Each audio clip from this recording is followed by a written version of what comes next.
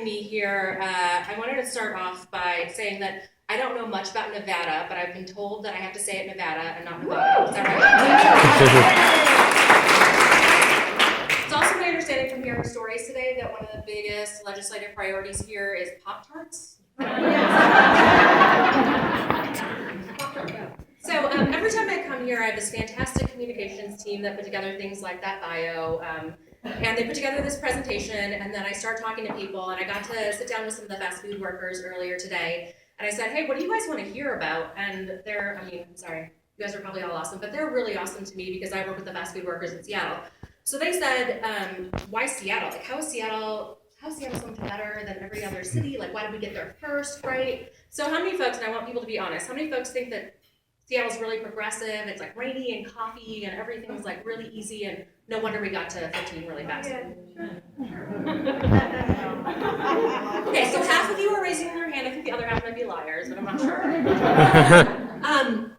So I want to actually give you a little bit of context on what Seattle is and sort of why we got to 15 in Seattle and how that happened, because I will tell you that if you continue doing what you're doing, you can get there as well. And I'm going to tell you that we started off, yes, Seattle is relatively progressive. We had some good sort of coalition, right? And there's a lot of folks in this room. There's a lot of different coalitions in this room too. But we also have a history of having really radical actions, not necessarily led by workers. We started off in a place, in 2013, we were the 6th city in the United States where fast food workers went out on strike. And the press reports right after that were, oh my gosh, if you're anywhere in the city of Seattle, you've probably seen the fast food strikes, you can't miss it, right? It's really amazing. But the press reports were also, I don't actually think this is gonna win, right? I don't think that they have any chance in winning, this is not gonna happen. Our then most progressive city council member who supported raising worker wages said, there's no way this is gonna happen, right? Like, I think this is a good idea, but there's no way it's gonna be on the legislative agenda.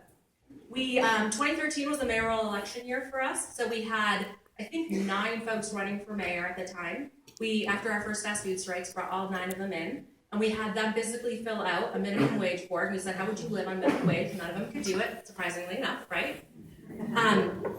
And we had that panel hosted by low-wage workers, and so none of them, the final question was, do you support raising the minimum wage in Seattle to $15 an hour?